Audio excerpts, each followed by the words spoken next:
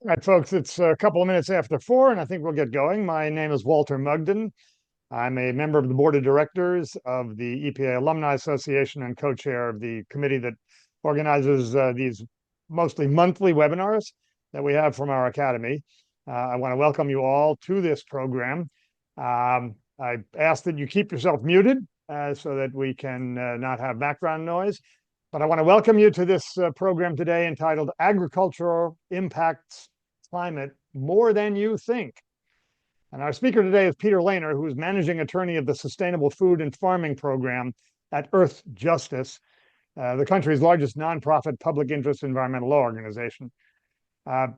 Peter really is one of the nation's most highly respected environmental lawyers. From 2007 to 2015, he was executive director of the Natural Resources Defense Council, or NRDC, and also the NRDC Action Fund. From 1999 to 2006, he served as chief of the Environmental Protection Bureau of the New York State Attorney General's office, supervising all environmental litigation by and against the state. And during that time, he and I interacted a lot when I was at EPA.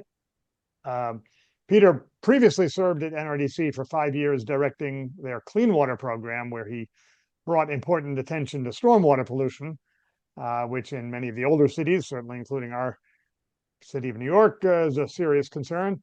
Before that, he created and led the environmental prosecution unit for the city of New York. And after law school, he clerked for Chief Judge James Browning of the Ninth Circuit Federal Court of Appeals. Now, a couple of quick announcements before we start. If you have any questions during the program, please write them in the chat. I'll be monitoring the chat, and we'll have a Q&A session at the end of Peter's presentation.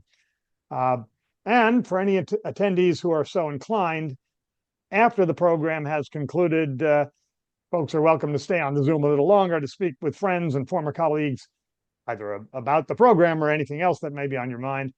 Final announcements. If you're not already a member of the EPA Alumni Association, I encourage you to join. The price is right. It's free. And there's a lot of information that we share. In fact, if you are a member but haven't yet signed up to receive our newsletters, there's both a weekly newsletter and then a quarterly newsletter that has slightly different focus. You'll see up-to-date news about what's going on at EPA and in the association. I encourage you to sign up for the newsletters as well. And now I'm delighted to turn the virtual microphone over to my esteemed colleague and good friend, Peter Lehner. Peter, it's yours. Thank you. And thank you, Walter. Can people hear me okay? We can. Okay. Well, first, I just got to say it's a real honor and a pleasure to be speaking to all of you. I often speak about climate change and agriculture, and I don't think I've ever spoken to a more esteemed and knowledgeable group than you folks.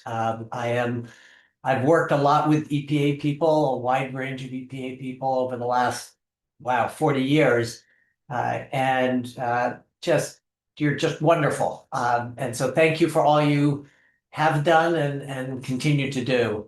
And I would also say that I remember that you often have to do your really, really good work, but sometimes in tough circumstances. When I was at the AG's office, we started a number of Clean Air Act, NSR cases, new source review cases against coal-fired power plants that had upgraded with their operations without upgrading their pollution controls. And we started during the Clinton administration and then continued those cases in the Bush 1 administration and working closely with people at Justice and EPA.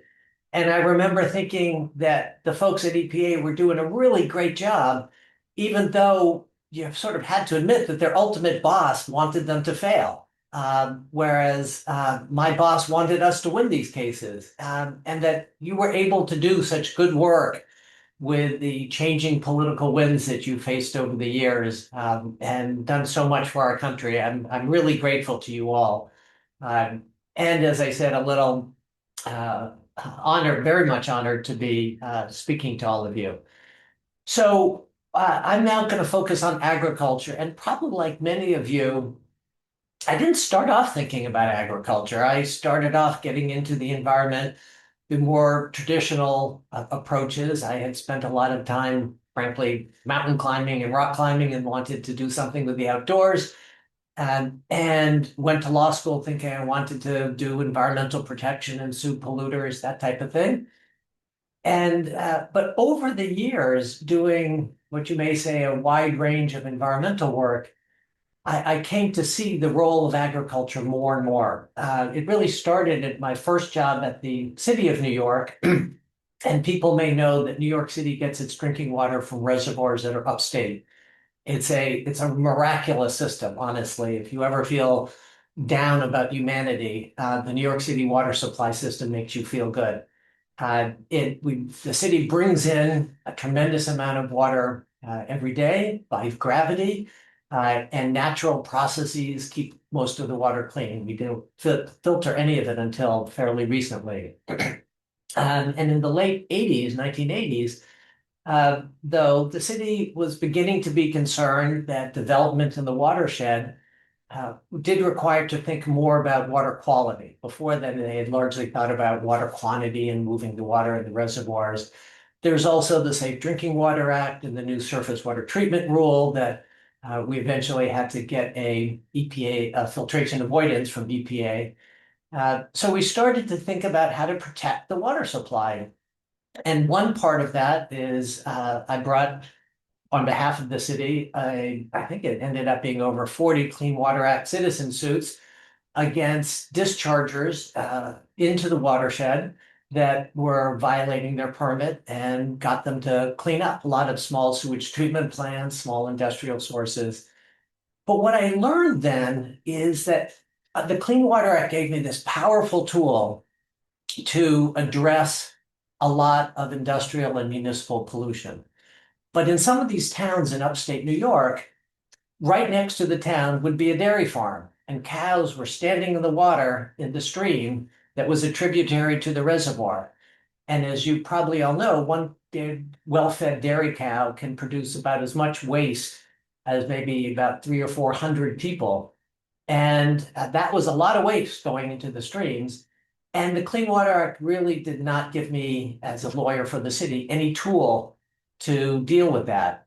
So I started realizing, wow, agriculture has a big impact on the environment. And the traditional tools that have been so successful for us as environmental lawyers or advocates or scientists don't work so well in agriculture. And I continued to see that as I then continued working on a wide range of environmental issues.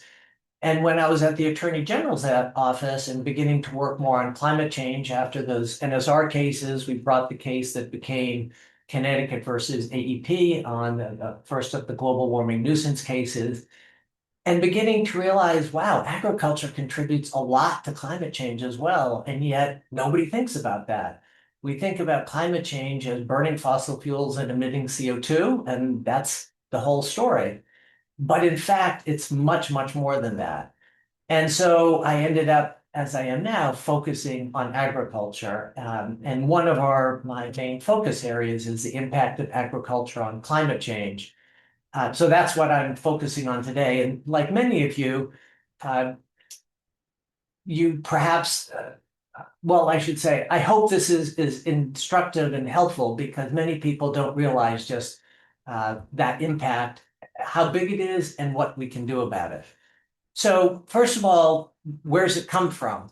Let me see if I can just move the slide. There we go. First is, where does agriculture's impact on climate change come from? There's a little bit of burning fossil fuels. There's actually a lot of energy used in agriculture. It is used for irrigation pumps and ventilation fans. There's also a lot of fossil fuels in the process of making agrochemicals, fertilizer in particular, but also pesticides. So there is some fossil fuel use and from the energy involved in agriculture, but most of agriculture's contribution comes from, as I like to say, cows, corn, and crap. So cows, probably many of you may know, belch methane, or actually exhale methane all the time because of their ruminant guts.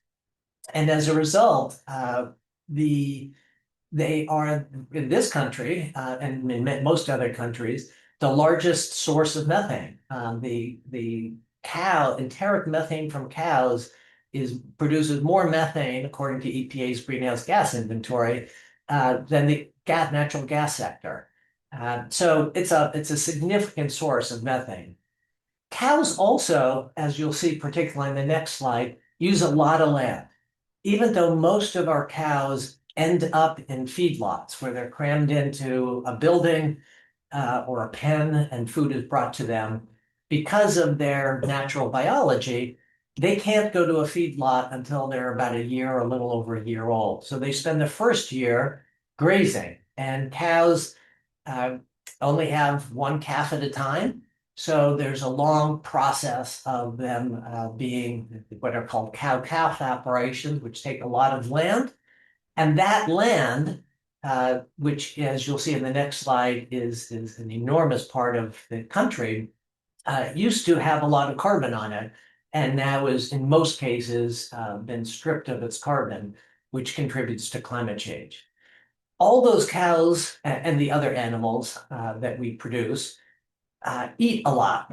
And most of that is grain of some sort. The vast majority is corn and soybean. And that also takes a lot of land. As you know, corn is one of the most heavily fertilized crops. A lot of that is nitrogen fertilizer. And on average, American farmers put on about twice as much fertilizer onto their land as the crop can actually absorb. And that excess fertilizer, of course, goes somewhere. Much of it runs off into the water, and I'm sure all of you on this call are familiar with eutrophication, the Gulf of Mexico dead zone, challenges in Long Island Sound, in Chesapeake Bay, hazardous algae outbreaks in freshwater bodies all around the country. And that's often because of nitrogen runoff from farms, as well as, of course, from cities, but largely from farms. In addition, the excess nitrogen may come off as local NOx, local air pollution, but a lot of it converts through bacterial action into nitrous oxide, which I'm sure all of you know is a potent greenhouse gas. And so that alone, according to EPA's inventory, is probably 5 or 6% of US greenhouse gas emissions. Hard to measure for sure, but estimates are in that range.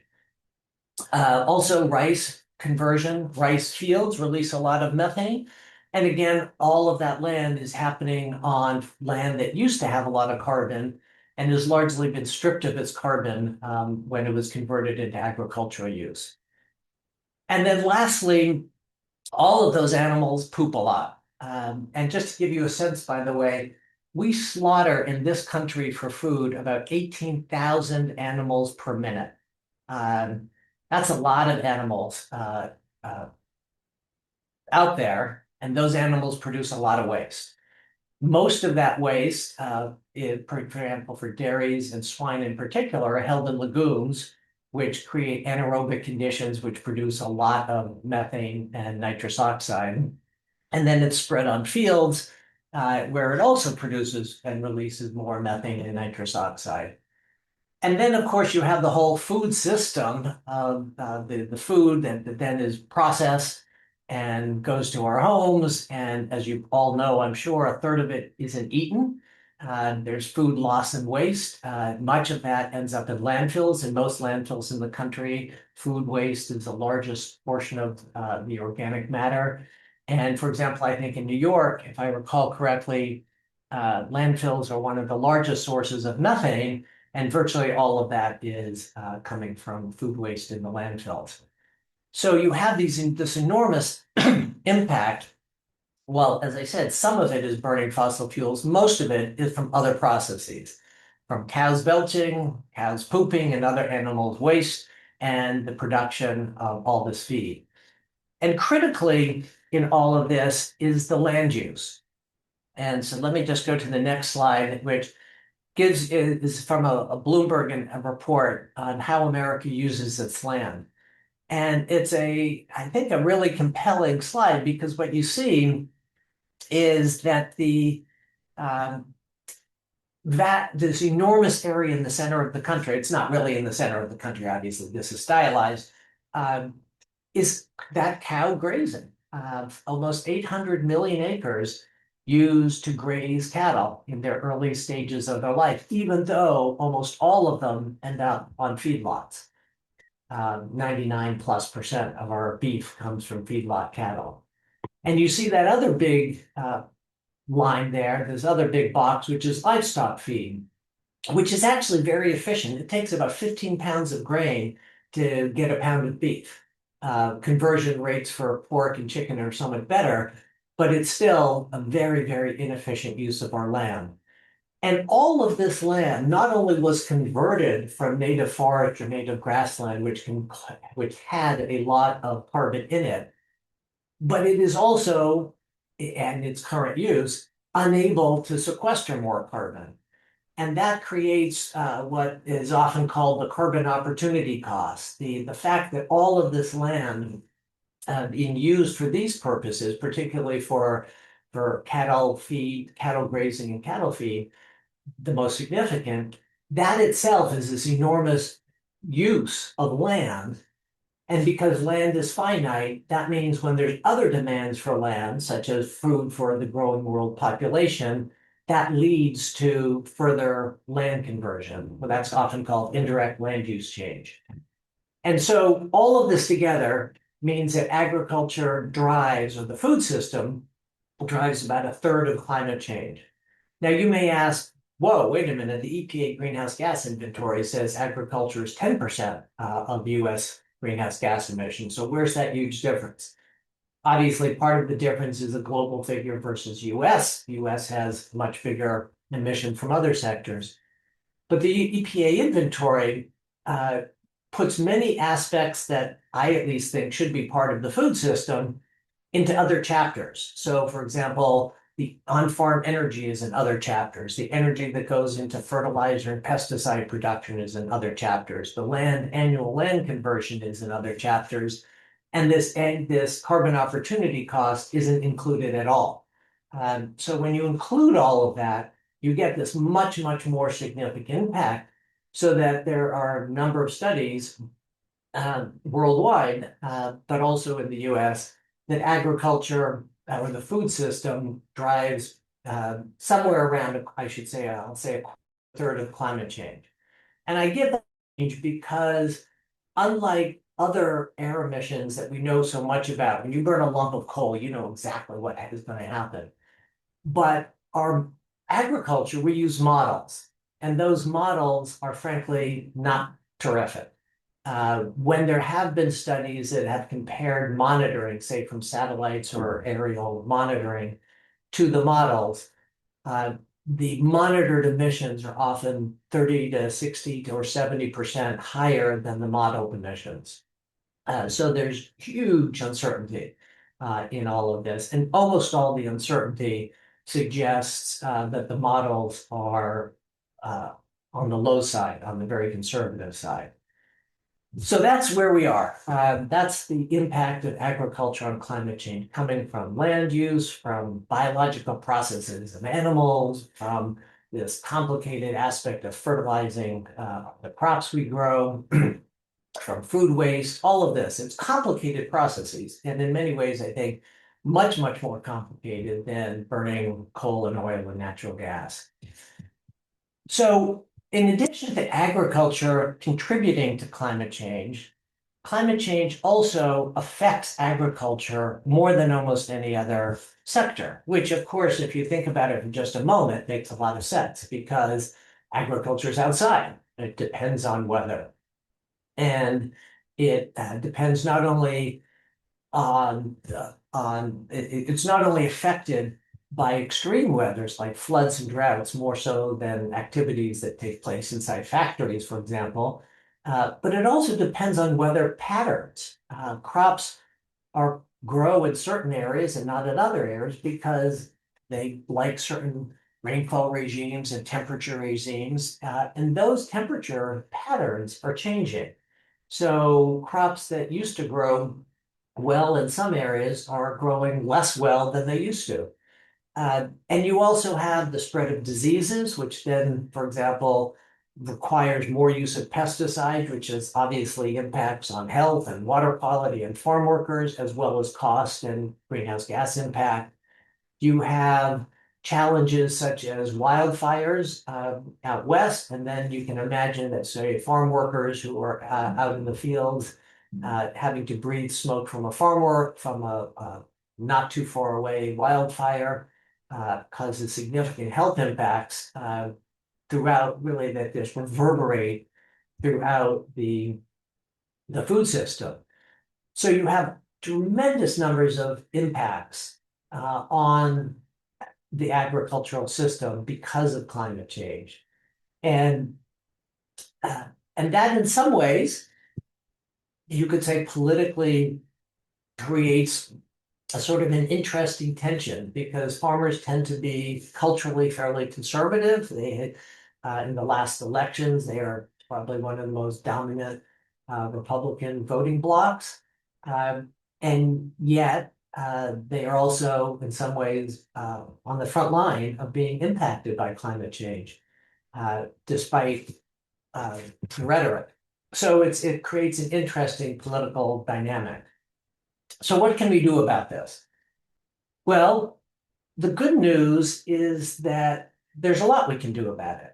One element of what we can do is change how we grow the food uh, we are growing.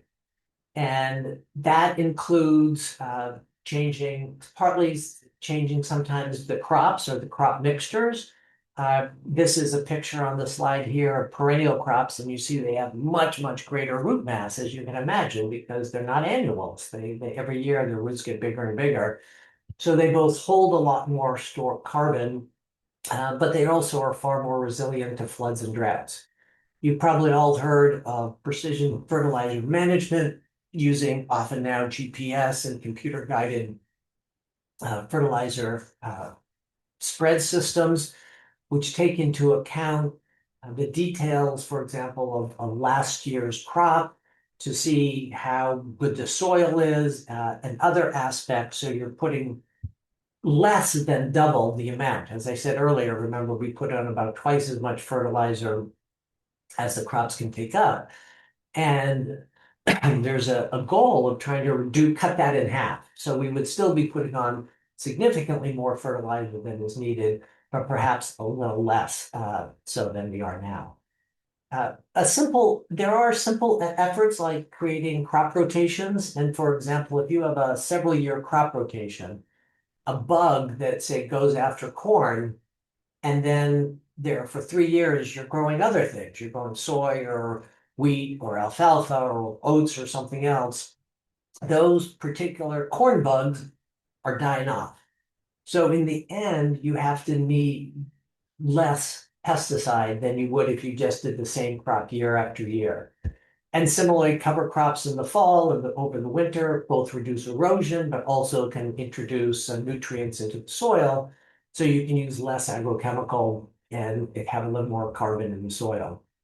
Importantly, there's ways of dealing with manure, all that crap I told you about, especially if you put it in a wet manure lagoon, as most dairy and swine waste is kept. That is a particularly methane intensive system of manure management. And so dry manure management, separating out the liquid from the solids and moving the solids around rather than putting it all into a big pool, uh, can reduce methane generation by up to 90%. And so there are all of these things that can be done. Some of them right now do have a bit of a yield penalty. And if you have a yield penalty, that means you need more land to grow the same amount of food. And that, of course, that use of land, as I said earlier, itself has a climate impact. So we do need more research and development on these issues. There's other places where they're already as or more productive, but that's sort of variable. But what you see is two things. One is Overall, U.S. agricultural research has been cut dramatically. We used to be the world's leader. We are far from that now, unfortunately. And that is being either not taken up at all, or the slack is being taken up by private research, which really looks into other things because private research wants to find products that are marketable, patentable, and many of these are basic sustainability practices don't fall in that category. Also, what research there is, most of it has been focused on yield, and very little of it has been focused on the impacts. So in an ideal world, we'd have a lot more agricultural research, which is very much looking at how to grow uh, the food that we need in a way that has fewer air and water and climate impacts. But the challenge there is that even though there are some farmers that deserve tremendous credit and have been using these practices very profitably and productively, by and large, they're used on only a tiny portion of US cropland. So how do we accelerate adoption of those croplands? Of those practices, I mean. And that really, I think, one approach is to reform the laws that you're all probably more familiar with than I am, our basic environmental laws. And that's our Clean Air Act, our Clean Water Act, our pesticide law, the Federal Insecticide, Fungicide, Rodenticide Act, Superfund, the SERPLA. Right now, these laws don't even require monitoring of most air and water pollution for most agricultural operations. And of course, if you don't monitor, it's hard to have either the political will or the knowledge to then lead to pollution limits. Um, it's my belief that when these laws were passed, agriculture was very, very different than it is right now. It was largely smaller operations that seemed to be, frankly, inherently less polluting and just weren't an issue. But now agriculture has changed tremendously so that you have, for example, 90% of our food is produced in 6% of the facilities. We have a small number of industrial scale facilities that produce most of our meat. And we have a small number of facilities that are industrial scale grain or crop operations. And I think it's time that we treat industrial agriculture the way our environmental laws treat other industries and impose pollution limits on them. And that the same way that those pollution limits have driven innovation in all other industries, they would drive innovation in agriculture as well, so that we would both get the productivity that we have now and significant pollution reductions and probably a lot of other efficiencies as well. You're all familiar also with the Clean Water Act non-point source program and the sort of the use of SIPs to site implementation plans to address area sources of air pollution. And right now, we really don't use those, neither EPA nor this delegated states use those nearly as effectively as we can to address water quality.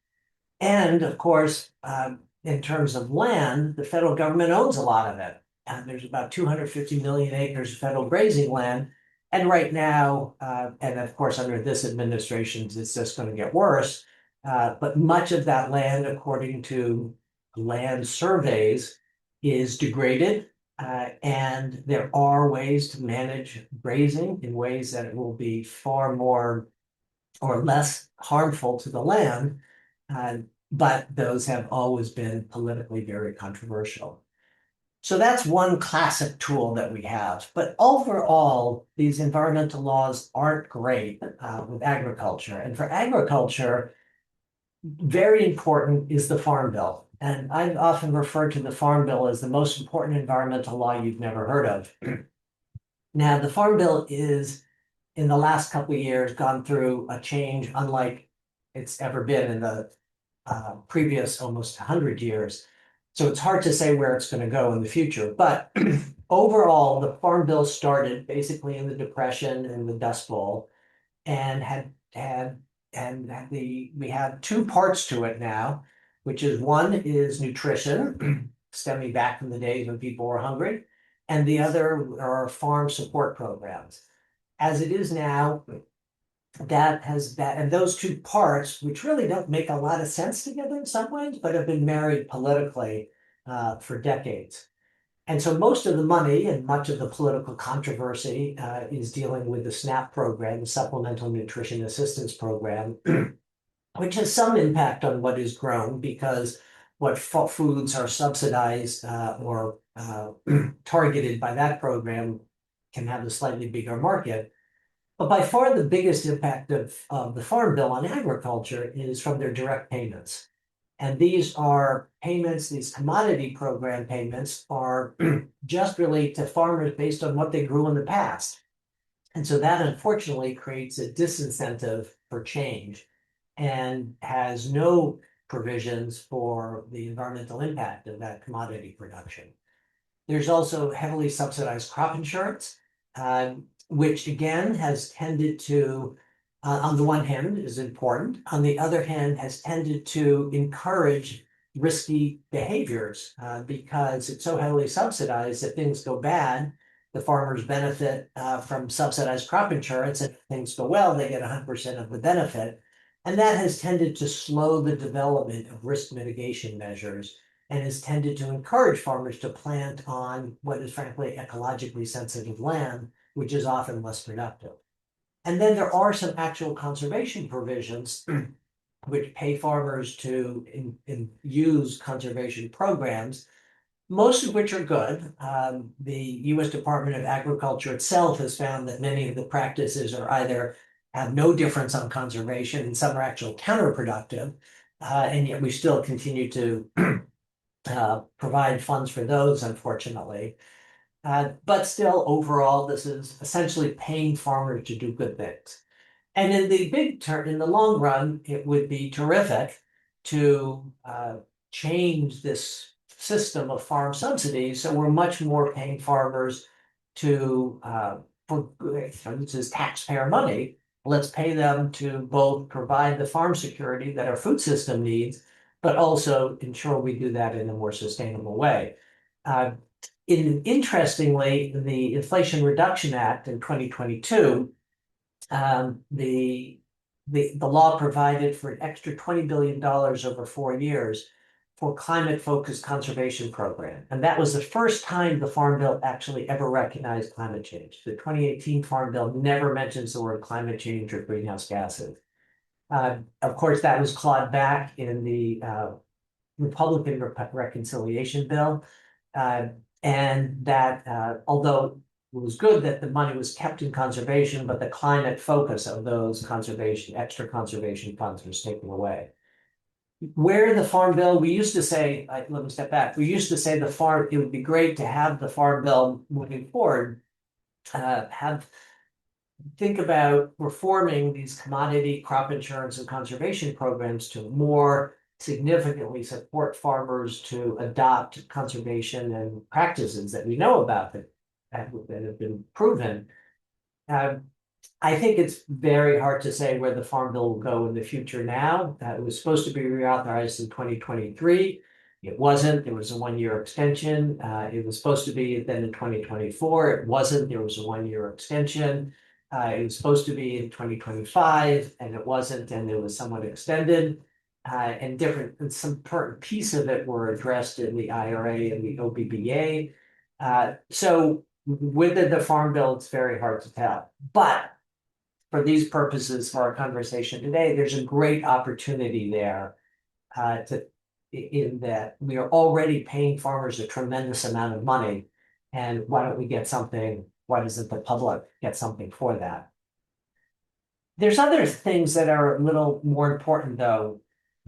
It's not just a question of changing how we grow exactly what we're growing now. We really got to think about essentially the demand side.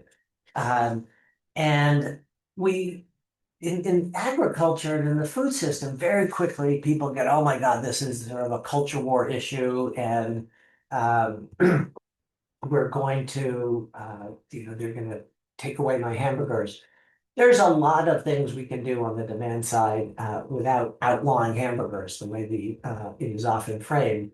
And of course, we know from our work on energy that we're not just trying to clean up coal plants and make them run a little more efficiently.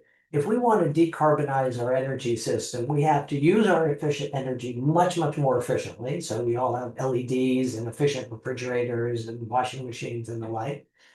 We have to also switch to inherently clean electricity generating sources.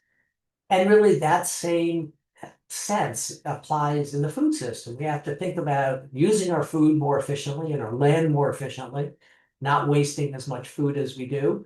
But also, if you think about it, if it takes 15 pounds of grain to get a pound of beef, that's a form of waste. That's like driving a car that gets 2 miles a gallon. And ultimately, um, we need to be thinking about and using all the tools to move to essentially a more efficient dietary system. And that is, while there's a lot of nuances, ultimately more plant-based, which also tends to be healthier. Unfortunately, again, this administration is probably going backwards on that, but there's a lot of opportunities, both through plant-based, just, well, eating plants or eating plant-based meat alternatives. And then there's the whole new world of cultured meats and precision fermentation products that can create what is actual, the same thing as meat coming from a slaughtered animal, but grown differently. And so dietary change is a powerful, powerful tool. Many studies have suggested that we can't, frankly, achieve our climate goals without dietary change. We can't come close to achieving what reductions we need from the agriculture system just by changing how we do it. So there's a lot of opportunities there. And there's opportunities, as I said, in how we use our land. Right now, we use about 60 million acres of land for biofuels, about 30 million each of corn and soybean. And just to give you a sense of how crazily inefficient that is, if you take 60 million acres of land, you're creating corn and soybean that you then add in with, and you get a certain amount into your gas tank, you get a certain amount of transportation energy. We would get the same transportation energy as those 60 million acres of corn and soy from about 200,000 acres of solar panels, putting their electricity into EVs. And then you'd have about 59.8 million acres left over to either feed people or restore carbon or many, many other things. So our use of biofuels is, I think, a really unfortunate waste of US prime farmland. There's some movements now, some areas are facing challenges citing solar panels on farmland, but I like to try to respond to that by saying, we're already using some of our very best farmland in this country for renewable energy, except we're doing it for what is essentially extraordinarily inefficient renewable energy. So we shouldn't be so concerned about using it for efficient renewable energy like a solar panel. Um, and there's lots of technologies throughout the food system, from how we you grow, how we use the pesticides to reduce the amount of pesticide and fertilizer used, and how we ship the food so they rot less, and all these other things that do offer a lot of technological options, both for growing the food and other products, but also for what is done with it. Then I would often say just a few other things that I like to point out about the food system is it's hard to create change if people don't know about it. Everyone knows, if you go around, and I'm sure all of you do your work, everyone knows Exxon is a polluter, right? The Exxon refineries look big and ugly, smokestacks, and they just look like polluters. A cow doesn't look like a polluter. And so most people don't know about it. But we also have the checkoff programs, which every food program, or almost every food program, has a USDA-run program that essentially spends in total many hundreds of millions of dollars promoting these food products, and then promoting a particular image of the food product as a wonderful and not polluting operation. So most people think their food comes from that bucolic farm with a few cows and a few chickens and a red barn and all the rest of that, when of course that is not at all where our food comes from. And that lack of information is not only being peddled by these industries, but it's being, in a sense, supported by the fact that the true impact isn't known because the pollution laws have exempted, EPA unfortunately has exempted CAFOs, these animal factories, from reporting their emissions under CERCLA and EPRA. A rider on the EPA budget bill has prevented EPA from requiring reporting of greenhouse gases. Many states go even further and have other bills to enhance farm secrecy and challenge efforts to expose what's going on. And we recently had a case, we just settled a case against Tyson for greenwashing, and the New York AG settled the case against JBS for similar greenwashing. Both companies claimed, oh, don't worry about it. We're going to be carbon neutral pretty soon. We're going to be net zero, so certainly don't think about regulating us. And meanwhile, they were doing nothing or nothing significant, certainly not commensurate with that challenge. So we had some real challenges in terms of public understanding, and without public understanding, you don't get the political will for change. And so I usually end all of this to just remind people that, if you look at it this way, you can see that all of our food system has an impact, but it's very, very variable. The impact of beef in particular, because of all that land they use, is far, far greater than than virtually any other food.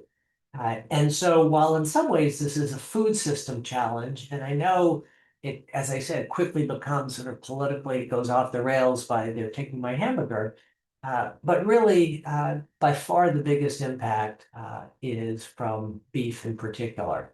So that should mean that the opportunities for change are perhaps less intimidating than they might be. But that raises these political challenge, let's say. And then just one food for thought for you is I was asked at a college reunion actually to give a quick presentation, and I had one slide to give in just a few minutes. So here is everything I just said in this talk in one slide. So we can leave that up if you want. We go to questions and answers. So should I stop sharing my slide now, I think? Now, why don't you leave it up for the moment, Peter, Okay. if you would? And Okay. first of all, thank you so very much for this very informative and a little bit overwhelming presentation, overwhelming in the sense of how big the problem is, the contribution to climate change, and sort of the political challenge of doing stuff. But the fact that there's so much that can be done is, as you say, a great opportunity. So we do have a few questions in the chat and comments, and we had a few that actually came in ahead of time. So I'm going to ask a few of them in no particular order. The first one is, how does forestry play in this? Somebody asked, is forestry included in your data on agriculture impacts? And do you consider forestry part of agriculture? The Forest Service, of course, is part of the U.S. Department of Agriculture. For these purposes, I have not included forestry. And while the Farm Bill has a forestry title, it's largely dealt with other statutes and whole bunches of different issues. So no, this has really been focused on agriculture non-forestry agriculture, I'll say. And I should also emphasize that this is largely land-based agriculture and does not address the Magnuson-Stevens Act and the whole issue of wild-caught fisheries, which also are a significant both source of food, a source of greenhouse gas emissions, and controversy. And just a little plug there. We are in this coming months going to have a program in this Academy series on sustainable fisheries. And there's actually some good news there to be shared as well about actual changes that have happened over the last 15 years to really improve the sustainability of fisheries. Less context of climate, but more on the collapse of so many fisheries. Anyhow, back to the ag world Let here. me just say one thing that is Yeah, pretty cool because I did long ago. I litigated a couple fish quota cases. I mean, fisheries, the wild caught fishery issues are different because there's largely, we're catching too much fish both directly and through bycatch. You aim for one fish, but you can also 80% of what you pull up is not the fish you're looking for. So you throw it overboard, but half of that is dead. So it's a question of fishing too much. And what's amazing though is when you have like either marine protected areas that have been set up in some parts of the country or limits on gear, et cetera, because fish have, thousands of eggs every year, fish populations can go up much more quickly than the sort of land-based animals that we're right. usually thinking of. That's not true with sharks, which have very few, or whales that have many fewer. But fish populations can in fact rebound pretty quickly. It is indeed Yeah, one of the within just a few couple of good news years, stories out there. if you make a big enough change in practices, they can rebound within a few years. It really is quite different. Yeah, it's pretty Going cool. back to your ag presentation, so you mentioned that American farmers put on twice as much fertilizer as they really need. It's got to cost them a lot of excess money. Why are they doing that? Two or three different reasons. One is you never know what the weather's going to be, so you sort of put on enough fertilizer for the good weather that you hope will come, because you wouldn't want your plants not to have enough food if all the other conditions are right. Sometimes, for example, you're putting fertilizer on in the fall, and obviously in North America things don't grow in the winter, really. But they put it on the fall because may be hard to get into the field in the spring. It may be muddy, and they want the fertilizer to be there. But of course, what happens is three-quarters of it runs off between when you apply it in the fall and when you put it on in the spring. But you have a little bit left over for when the plants are just coming up. Uh, and frankly, even though you may hear and you may read, oh, fertilizer is expensive, et cetera, overall, it is not so expensive that it requires that it has really driven uh, being much more careful with fertilizer I see. that you might expect. So we have a question and then a comment on pesticides. Let me start with the question. So, what are your views on the role of pesticides in contributing to greenhouse gases from production and use and degradation? You mentioned a little bit, but can you expand on that just a Yeah, bit? sure. Well, of course, pesticides are derived from fossil fuels, almost all of them. So the production of pesticides itself generates a lot of greenhouse gases from the end. Then when pesticides are used, they often change the biology, and often, they're meant to kill things. And so they do kill things. And part of what they kill is the healthy soil. So you end up having a less carbon rich and less healthy soil as a result of that, which also has a climate impact. So it's really both the production and the use creates an additional climate impact. It's not as significant, say cows belching, which is so enormous, or as much as the use of fertilizer, which is really nitrogen fertilizer becoming nitrous oxide. But it is a significant impact. And thanks. And here's the comment that was in the chat on what has to do with pesticides. The comment was the preemption amendment to the Farm Bill would knock out stricter pesticide rules in counties and towns in Maryland, Maine, and two other states. And apparently there's only 4 states that now allow stricter pesticide rules in municipalities like counties and cities and towns, i.e., stricter than federal and state regulations. So the commenter goes on to say big chemical and small lawn and pest companies are lobbying for this preemption amendment for that only federal regulations can exist, and that would negate the lawn pesticide bans fought for in, the commenter mentions Montgomery County, Maryland, and Ogunquit, South Portland, and Blue Hill, Maine. So the comment ends by saying, preemption rolls over local control. So I don't know much about I don't know anything about the Well, preemption amendment, but it seems that there is such a thing. having worked at the city and state level, I'm a real believer in local and state ability to uh, have stricter environmental protections, which I think was really the core vision of our federal statutes, which was that there's going to be a federal floor and states could do more. And I have found it always somewhat frustrating that there are let's say, certain sectors that love to say they care about states' rights, but the minute states try to be more protective, they start talking preemption. Oh, So we yes. actually have preemption bills that we are fighting in Congress now that would preempt on pesticides, that would preempt on food additives, and that would preempt on animal welfare. All of which are areas that states are acting, frankly, in the absence of adequate federal action. And rather than responding by upping the federal game, there's a very heavily lobbied effort to preempt all of those. So we have a couple of questions from before and also in the chat having to do with sort of land use, and you talked quite a bit about this. One question or comment that came in ahead of time, the commenter said, "What do you think of Michael Grunwald's book, We Are Eating the Earth?" His primary argument is that the biggest source of emissions from agriculture is conversion of land from forest to agriculture. Is he right? And I think you already responded to this during your presentation. I think the answer is yeah, he is right. I don't know whether it's the biggest, but it's certainly a very big source. Is that your view as well?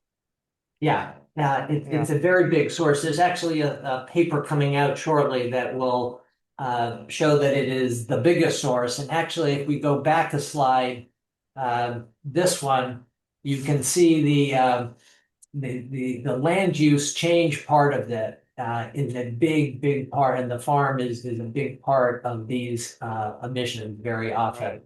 And that's the new data suggests that land use change. I have it is only 24%. There's a new study coming out that would put that more like at 50%. Okay. So So that's it's a huge. Yeah. big impact. But again, if you think about it, and it's easiest to see in biofuels, when you really think about, there's even, let's imagine, say ethanol and petroleum were identical in their climate impact. But one takes 60 million acres and one basically takes a big hole in the ground, which is, may look big, but is, 10 acres or something. Right. Clearly, tens of millions of acres of land use has an enormous climate impact. And once you really think that land is finite, and it's interesting to see, you see, like, for example, world oil markets, they just all go together in parallel. And what happens in this country makes a big difference in what happens in whether it be Indonesia or Brazil, et cetera. It's all very connected. And so uh, the using land for what I would argue are stupid purposes, fuel, is meaning that we can't use that land to feed hungry people, or use that land to, for example, recarbonize, or replant and reforest so we can decarbonize. Yeah, and we have a couple of other questions about sort of land use or agricultural land use. I'll put them together. So the first question is no-till agriculture better than the alternative, which I guess is tilling, as far as greenhouse gas contributions are concerned? And the similar question or other question on the same vein is, how about more incentives for cover crops? And you mentioned that a little bit earlier, but maybe you can talk a little further about that. Um, for those who are interested, I'm going to just plug a little buzz. My book that I wrote that was published by the Environmental Law Institute. Um, I wrote the chapter on agriculture in the book on legal pathways to deep decarbonization of the U.S. economy that Mike Gerard and John Dernbach edited. And it was such a big chapter that ELI said, would I expand it and make it into a book? And so for that, I looked into a lot of studies because what I found when I started focusing on this is there was either no information or misinformation or disinformation. I mean, sometimes intentionally wrong information that was usually had a point of view. So no-till is one example. There's some that think, oh, it's just, we use no-till and that solves everything. Well, no-till has some advantages, but there are a lot of studies that suggest it really just moves carbon where it is in the top meter, moves it from, say, the top 20 centimeter to the top 80 or 100 centimeters, rather than overall increasing um, the total carbon in the soil. And that raises the question of regenerative agriculture, which is sort of a hot buzzword nowadays. And the idea is that if we really do things differently, which is disturb the ground less, keep it covered more, so no-till plus cover crops plus crop rotations have a lot more diversity. Over time, it won't happen overnight, but over time, the soils become more productive and more fertile, and therefore need a lot less chemicals and will produce more. But what's happened is since regenerative agriculture is not defined, somebody can say, well, I'm doing no-till, so it's regenerative. But it's only works where you use all of these things together in a way that makes sense site specifically, and then do it for several years, and you really start changing the soil chemistry. So no-till can be good. No-till can be a part of a good transformative system, but alone it's not a whole bunch. And similarly, cover crops are an important part of a different of a holistic change of how we're using the soil. But if you just think, oh, I'm going to throw in a cover crop and that's the end of it, it probably won't make much difference. And in the first years, it may actually have a negative impact. So, soil as we all remember from reading Rachel Carson's Silent Spring, which probably for many of you was as influential as it was for me. I mean, in that teaspoon of soil, there's so much in there.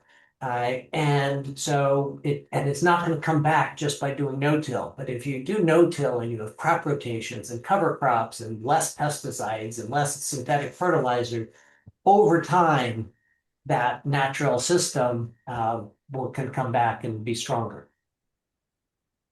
So here's a comment, or a comment and a question, I guess. Uh, One of the barriers to more environmental progress in the agricultural sector seems to be the cultural clash between regulators and farmers.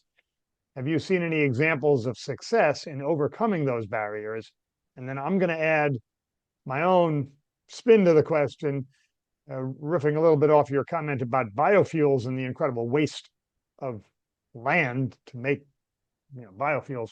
Uh, it's really a political, it's not just a cultural issue, it's a political issue, because the farmers who grow the biofuels that EPA's rules require to be added to gasoline are a huge lobby. And so it's culture, it's political, and I don't know whether you have any commentary about that in the 0 minutes that we have left here. Well, it's all the above. I mean, the good news is that there are farmers out there that have done really great work, and they've largely done it on their own without a lot of support. They've often done it perhaps because they were forced to. They didn't have the money to buy the fertilizers and the pesticides, so they had to try something different.